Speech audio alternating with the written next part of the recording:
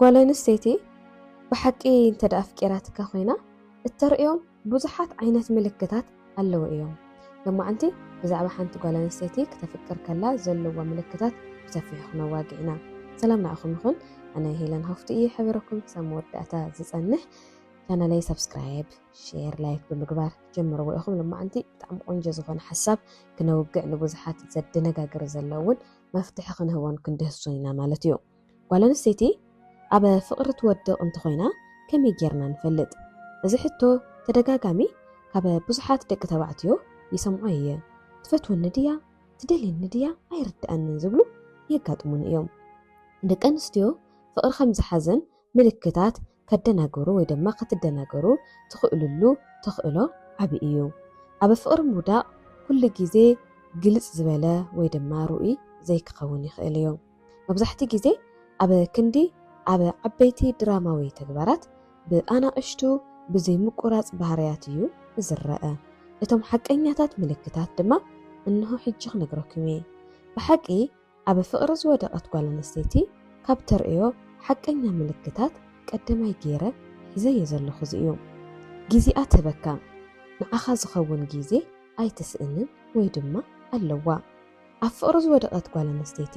ትመርጸካ እያ። ገለ ናይ ህይወት ውፃእ ውረድ ገጢምዋ መሳሰል ቸዋ ጥራይ ዘይኮነስ ዋላ እውን ብብዙሕ ነገር ትሕስቲ ወይ ድማ ቢዚ ኣብ ትኾነሉ እዋን ንዓኻ ግዜ ምሃብ ትኽእል እያ። ምኽንያታታ ንድሕሪት ብምግባር ግዝኣ ትህበካ ተዳምፀካ እያ። ቆፀሮ እኳ ወላ እንታለዋ ንዓኻ ንምርካብ ቆፀረኣ ባዕሉ ክትስረዝ ትኽእል እያ። ቢካዝ ኣብ ኩሉ ነገራ ቅድሚያ ትህበካ ንዓኻ ጥራሕ ስለ ዝኾነ ብጣዕሚ ክትፈቱ ወይ ድማ ክተፍቅር ከላ ምሳኻ ግዜ ምሕላፍ፣ ምድዋል፣ መልእኽትታት ምስዳድ ወዘተ ትፈቱ ወይ ድማ ከምኡታት ምግባር ክትጅምር ትኽእል እያ። ክትዛረብ፣ ክትርኤካ፣ ክትከታተለካ እውን ግዜ ትህብ እያ ማለት እዩ። ግዜ ንስኻ ንዓይ ተገድሰኒ ዲኻ ወይ ድማ ተገድሰኒ ኢኻ እትብለሉ ኣገባብ እዩ። ንበይንኻ ክትረኽበካ ትደሊ እያ። ግዝኣ ብኣግባቡ ምሳኻ ጥራሕ ክትሕልፍ እታ ትመርጽ ምስ መሓዙትካ ምስ ሰባት ክትረኽበካ ደስ ዘይክብላ እውን ይኽእል እዩ ማለት እዩ። ስለዚ ኣብ ኩሉ ነገር ቅድሚያ ንዓኻ ብምሃብ በይንኻ ክትረኽበካ ትደሊ ትኽእል እያ ማለት እዩ። ንሳ እውን ተፍቅረካ እንተኾይና መሓዙታ ኣኪባ ኣይትመጽእን። ግዝኣ በይና ምሳኻ እያ ትደሊ። ወላ ንእሽቲ ትኹን ወላ ብዝሕቲ ትኹን ገንፅሪ ዝበለት ንዓኻ ብቻ ብኩሉ ነገር ረኺባ ክትምለስ ትደሊ እያ ማለት እዩ። ኣብዚ ነገር እዚ ሓደ ሰነፋት ደቂ ተባዕትዮ ከምዚ ክብሉ ይሰምዖን እየ። እተፍቅሮም ጓል ዘይፈልጡ ቶሎ ቶሎ ንራኸብ እትብል፣ እትድውል፣ እትጫወት በቃ ኩሉ ግዜ እያ ንራኸብ ትብለኒ፣ ትድውለለይ፣ ክሰርሕ ኣይከኣልኩን ምናምን እንዳበሉ ክዛረቡ ንሰምዕ ኢና። ኣነ ፐርሰናሊ እቲ ስምዒት ስለ ዝፈልጦ ጓል ኣንስተይቲ ከይፈተወትካይ ከይደልየትካይ ንዓኻ ቦታ ዘይብላ እንዳሃለወት ብፍጹም እትድውለልካኒ፣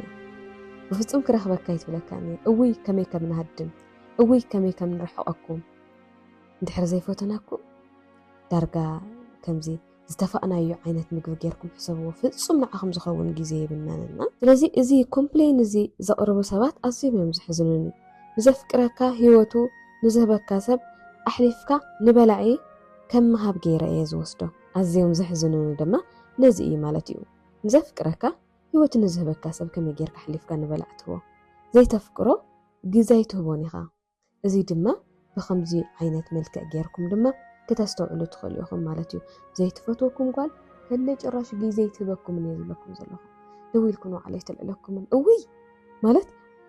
ይገርምኒ እዩ። መቸም ኣብ ዙርያና ብዙሓት ዓይነት ሰባት ኣለውና፣ ነውግዕ ኢና ንነጋገር ኢና እና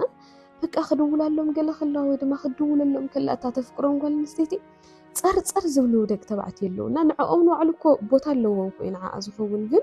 በቃ ክድውለሎም ትኩረት ክትቦም ከላ ንራኸብ ትብሎም ከላ ገለስ ከምዚ በቃ ዝኾነ እንታይ ዝበሃል ዘወግድዎ ወይ ድማ እዚ ነገር እሱ ምቕባል ዝኣበዮም ደቂ ተባዕትዮ ኣለውና። ካብዚ ምፍላጥ እዩ። ጓል ኣንስተይቲ ተፍቅረካ ከላ ብቻ ትድውለልካ፣ ጓል ኣንስተይቲ ተፍቅረካ ከላ ብቻ ግዝኣ ትበካ። ተዘይኮይኑ ብፍጹም ብስምዒት ይኹን ብኣካል ይኹን ብገለ ይኹን ክትረኽባ ኣይትኽእልን ማለት እዩ። ስለዚ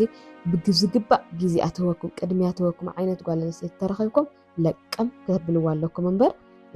ተደጋጋሚ ኣትድውል ከምዚ ኣትገብር እንዳበልኩም ካብ ኣኸ ትርሕቆ የብልኹምን ማለት እዩ ካልኣይ ከዓ ብስምዒት ክፍቲ ወይ ከዓ ነፃ ኣትኸውን ምሳኻ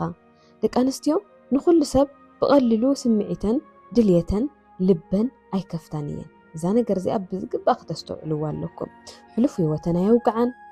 ፍርሓተን ኣየውግዓን ሕልምታተን ባህሪኣ ትፈትዎን ትጸልኦን ንዓኻ ሼር ክትገብር እንተጀሚራ ግን ብሓቂ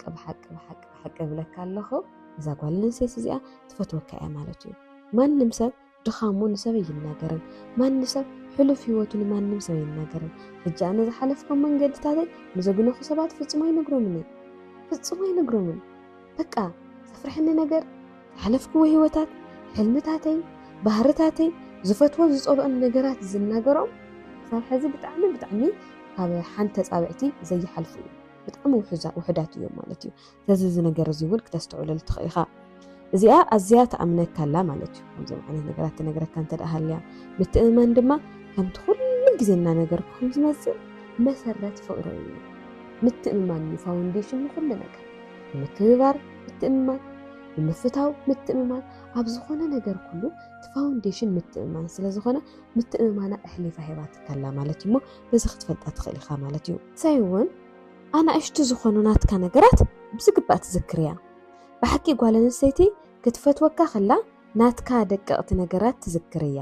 ዝበልካያ ነገር ትገብሮም ነገራት ፍጹም ኣይትርስዑን እያ ቤዚክ ፖይንት እዩ እዚ ንሓንቲ ዘፍቀረት ጓል ኣንስተይቲ ማለት እዩ ትፈትዎ ነገር ብዝግባእ ትርዳእ እያ ቅድሚ ሰሙናት ወይ ከዓ ዝኾነ ግዜ ዝበልካያ ነገራት ብምስትውዓል ትዝክር እያ ብዛዕባ ህይወትካ ንኣሽቱ ዝርዝራት ባዕላ እውን ክትሕዝ ትጅምር እያ ማለት እዩ ስለዚ ድንገት ንኣብነት ኣነ ናይ ደርሆ ሾርባ ኣይፈትን ከምዚ ገብረኒ እዩ ትልካያ ኣብ ዝኾነ ቦታ እቲ ነገር ዝተቐሪብልካ ቀዲማ ኖ ኢላ ክትሕዘልካ ወይ ድማ ክትከላኸለልካ ትኽእል እያ ማለት እዩ እዚ ግና ብኣጋጣሚ ዝፍጸም ኣይኮነን ጓል ኣንስተይቲ ምስ ተፍቅረካ ህይወትካ ኣገዳሲት ትኸውን እያ ንዓኣ ስለ ባዕላ ጥራሕ ድማ ኣይትነብርን እያ ማለት እዩ እዚ ጥራሕ ኣይኮነን ንሳ ንዓኻ ካብ ዘለዋ ክብርን ፍቕርን እውን ኣብ ዙርያ ዘለው ሰባት የኽብሩኻ እዮም በዚ ንባዕሉ ከም ተፍቅረካ መረጋገፂ ክኾነካ ይኽእል እዩ ማለት እዩ ስለዚ ስለኻ ጽቡቕ ተውግዕቲ ኮይና ትፈትዎም ጽልኦም ነገራት ንሰባት ወይ ከዓ ኣብ ዙርያ ዘለው ሰባት እንድሕር ትዛረብ ኮይና በቃ ኣብ ዙርያ ዘለው ሰባት ብጣዕሚ እዮም ዘፍቅሩኻ ብጣዕሚ እዮም ዝፈትዉኻ ብጣዕሚ እዮም ዝኽብሩኻ እዚ ንሳ ንሰባት እትናገሩ ነገር እዩ ማለት እዩ ከምኡ ገጢሙኩም ይፈልጥ ዶ ስለ ሓደ ሰባት ከዋግዑና ከለውሲ ኣይንፈልጦም ኣይነጥይቆምስ ግን ከዓ ንፈትዎም ነፍቅሮም ኢነሰንስ ጀስት ንፍቕሪ ሓዳር ገለ ማለት እዩ ዘይኮነስ ተሓቀኛ ዝኾነ እዚ ዲፕ ዝኾነ ፍቕርን ዋዕሉ ክስማዕና ይኽእል እዩ ነቶም ሰባት ማለት እየ ራብዓይ እውን ብዛዕባ ጽቡቕ ህይወትካ ከዓ ብዕቱብ ትግደስ ማለት እውን ስለኻ ክትፈልጥ ትደሊ ክትፈትወካ ከላ ዲቴይል እያ ስለስኻ ክትፈልጥ ትደሊ ማለት እዩ ከምዚ እውን ተደጋጋሚ ክትሓትት ትኽእል እያ ብሊዕኻ ዶ ማዕረይ ደሓን ዲኻ መዓልትኻ ከመይ ነይሩ ዝብሉ ነገራት ብሃንቀውታ ካባኻ ክትሰምዕ ክትጽበ ትኽእል እያ ድማ ካብ ልባ እያ ቅድሚ ሕዚ ንሳኮ ኣብ ህይወትካ ይነበረትን ምስ ኣተወት ወይ ከዓ ምስ ፈለጠትካ ግን ስለኻ ኣዝያ እያ ትግደስ ስለ ህይወትካ ስለ ቤተሰብካ ስለ ስራሕኻ ስለ ጥዕናኻ እንታይ የጋጥመካ ኣሎ ወዘተ ክትፈልጥ ትደሊ እያ እንታይ ዓይነት ሰሚኻ ብዝበለፀ ክትርዳእ እውን ትፍትን እያ ማለት እዩ እዚ ነገር እዚ ቀሊል ክመስል ይኽእል እዩ አይኖ ሰባት ወላ ዘረባ ሲኢኖም እዞም ቃላት ክትጥቀሙሎም እውን እንሰምዕ ስለ ዝኾንና ማለት እዩ ግን እዚ ኣዝዩ ሓያልን ዓሚቑን እዩ ማለት እዩ ፍቕሪ ብሓልዮት እምበር ብቓላት ጥራይ ኣይኮነን ዝግለጽ ወይ ድማ ዝርአ እዚ ከዓ ኣብ ኣፍቃሪት ጓል ኣንስተይቲ ብዝግባእ ክረአ ይኽእል እዩ ናይ ምስትውዓል ናይ ምምርማር ግደ ከዓ ናትካ እዩ ማለት እዩ ሓምሻይ እውን ዘፍቀረት ጓል ኣንስተይቲ ኣብ ኩሉ ነገር ቀዳምነት ትበካ ብኩሉ ነገር ወላ ምስ ድኻምካ እያ ትቕበለካ ኣነ እዚ ኣብ ደቂ ኣንስትዮ ብተደጋጋሚ ዝርአ ነገር እዩ ኣብ ደቂ ተባዕትዮ እውን ክህሉ ይኽእል እዩ ኣነ ከም ጓል ኣንስተይቲ ወኪለ ዝብሉ ነገር ግን እዚ እዩ ማለት እዩ ኣብ ጽዑቕ ህይወት ወይ ድማ ብጣዕሚ ቢዚ እውን እንተኾነት ንመልእኽትታትካ መልሲ ምሃብ ኣይትድንጉን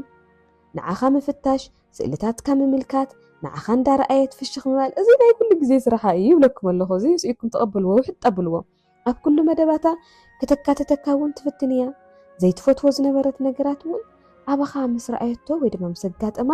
ምስ ኣፍቀረትካ ኩሉ እቲ ኣባኻ እትሪኦ ዘይትፈትዎ ነገራት ኩሉ ትገድፎ ትኽእል እያ ክትርስዖ ትኽእል እያ ፍጹም እውን ኣይትሓስቦን ነዊሕ ወዲ ይፈቱን ሓፂር ወዲ ኣይፈቱን ገለታት ትብል ዝነበረት ንዓኻ ምስ ፈተወት ዋጋ ከም ዘይብሎም ክበርህላ ስለ ዝኽእል ፍጹም ኣይትዝክሮን እያ በራሕ ወዲ ይፈቱን ከምዚ ዓይነት ኣይወድን ትብል ዝነበረት እውን ፍጹም ትርስዖ እያ ይብለካ ኣለኹ ኣማራፂ ኮይኑ ኣይስምዓን እዩ በቃ ኣማራፂ የብለይን ታሞ እዩ ከምዚ ስለ ዝኾነ ዳኾነ ገለ ምናምን ኢላ ኣይኮነን ኣገዳሲ ኮይኑ ዝስምዓ ነገራት ንዓኻ ብዘለዋ ስምዒት እምበር ኤክስተርናል ብትሪኦ ነገራት ኣይከውንን ማለት እዩ ሻድሻይ እውን ቅድሚ ንዓኻ ምርካባን ድሕሪኡን ቋንቋ ኣካላታ ይቕየር እዩ ሓደ ግዜ ፍቕሪ ካብ ቃላት ንላዕሊ ብተግባር ዝረአ ኢለኩም እየ እውን እንተወ እውን እንዳትዛረብኩኹም ፀኒሐ እየ ምሳኻ ኣብ ከባቢኻ ዝያዳ ፍሽኽ ትብል ምሳኻ ክትኮን ከላ ሕጉስቲ ስለ ትኸውን ዘጨነቓ ነገራት ኩሉ ስለ ትገድፎ ፍሽኽ ትብለልካ ትኽእል እያ ደስ ዝብሉ ናይዞም ፌስ ኤክስፕሬሽን ንባዕሉ ክተርእየካ ትኽእል እያ ማለት እዩ ርክብ ዓይኒ ብዝግባእ እውን ትሕሊ እያ ትኩር ኢላ ብምርኣይ ኣትኩረት ብምሃብ ንዓኻ ዘለዋ ነገር ከተስተውዕል ትኽእል ኢኻ እዚ እውን ናትካ ስራሕ እዩ ንዓኻ ንኽትቀርብ መምኽኔታታት ትረክብን ትእክብን እያ ወላ ኣይ ልማ ኣንቲ ቢዚ እየ እንድዒ ክፈትን ገለ ናበለትካ ትፀንሕ ሞ ጎያ መፅያ ምሳኻ ክትከውን ትኽእል እያ ማለት እዩ ስለዚ እዛ ጓል ኣንስተይቲ እዚኣ ኣብ ዙርያኻ ክትህሊ ከላ እቲ ፀዓት እቲ ድኻም እቲ ስኢሉ ፃዕቆ ዘለዎ ሂወትካ ንባዕልክ ከተለሳልሰልካ ትኽእል እያ ንሳ እውን ሰላምን ዕረፍትን ክስምዓ ይኽእል እዩ ማለት እዩ ሻብዓይ ድማ ንሳ ትድግፈካ ቀዳምነት ትህበካ እያ ፍቕሪ ዘለዋ ጓል ኣንስተይቲ ስቂላ ደጋፊትካ እያ ትኸውን ተሓስበልካ እያ ድማ ትፈልጥኩም ደቂ ኣንስትዮ ዝበዝሕ ግዜ ኬሪንግ እየንና ንዓኻ ስለ ደቀቕቲ ነገራት እናልዕለት ባዕሉ ከተስተኻኽለካ ትደሊ ትኽእል እያ ማለት እዩ ኣከዳድናኻ ትርኢ ኣዘራርባኻ ትርኢ ኣበላልዓኻ ትርኢ ኣብ ሰባት ፅቡቕ ነገራት ክርኢ ኣይኽእልን ኢላ ትሓስቦ ነገራት ንስኻ ዘይትፈልጦም እንዳሃለኻ ንስኻ ትዕርየልካ ትኽእል እያ እግዚአብሔር ይባርካ ንሳ ድማ ዕላማታትካ ተተባብዐካ ኣብ ፅንኩር እዋን ኣብ ጎንኻ ደው ምባል ትደሊ ዋላ ንነብስኻ ኣብ እትጠራጠረሉ እዋን በኣኻ ትእመን እያ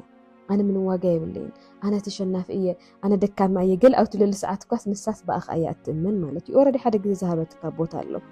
ንስኻ ዘይተስተውዕለሉ ነገር ንሳ ዋጋ ብምሃብ ክተተዓራርየልካ እውን ትፍትን እያ ማለት እዩ ጋፊትካ ሓሳቢትካ እዚ ድማ ሩኢ ብዝኾነ መልክዕ ተስተውዕለሉ ትኽእል ኢኻ ሕዚ እውን እዚ ናትካ ስራሕ እዩ ሻምናይ እውን ብሓቂ ዘፍቀረት ጓል ኣንስተይቲ ቁሩብ ትቐንእ ግና ብጥዑይ መንገዲ እዩ ምስ ኢልካ መን ደወለ መን ከመይ በለ ገለ ናበላ ዝጨቃጨቃ ደቂ ኣንስትዮ ይጋጥማን ኢልና ብዙሕ ግዜ ይዛረበን እየና ድሓር እየ እንዳውን ስምዒተን ዝርድኦ ዝኾነ ምልክታት ቅድሚኡ ርአን ስለ ዝነበራ ከም ዝሰግኣ ስለ ዝነግራን እየ ዝቕበለን እምበር ኢልካ ኣጉለሉ በቃ መን ደወለ ናበይ ነቕልካ ገለታት እዚ ደስ እውን ኣይብለን እየና እዛ ጓል ኣንስተይቲ እዛ ብሓቂ ተፍቅር ጓል ኣንስተይቲ ግን ቁሩብ ትቐንእ እያ ብኸመይ መልክዑኻ ክነዋግዐሉ መርዛማ ቀንኢ ግና ኣይኮነን ግና ካልእ ጓል ኣንስተይቲ ኣዝያ ናባኻ ክትቀርብ ከላ ግን ክተስተብህል ዘኽእል እኹል ሓልዮት ኣለዋ እዩ ማለት እዩ ስለዚ ናባኻ ብተደጋጋሚ ትቐርብ ብተደጋጋሚ ዝኾነ ዓይነት ምልክታት ትርኤላ ጓል ኣንስተይቲ ታልያ ብዛዕባ ዝነገር እሱ ክተልዕለልካና ንእሽተይ ናይ ቅልእ ምልክት እውን ተርእየካ ትኽእል እያ እዚ ግና ምቁፅፃር ኣይኮነን ስምዒታዊ ፍሪ እዩ ግቡእ ብዘይኮነ ወይ ድማ ኣዝያ ትቐርበካ ሰብ እንተሪኣ ቅንኣት ወይ ድማ እተርእዮ ስምዒት ኣገባብ እዩ ማለት እዩ ታሽዓይ እውን ምሳኻ መፅአ ትሓስብ ብዛዕባ መፃኢ መደባት ትዕልለካ እንታይ እንተኾይኑ ዝብል ኩነታት ምሳኻ ብዓሚቕ ትመኻኸር ሓደ መዓልቲ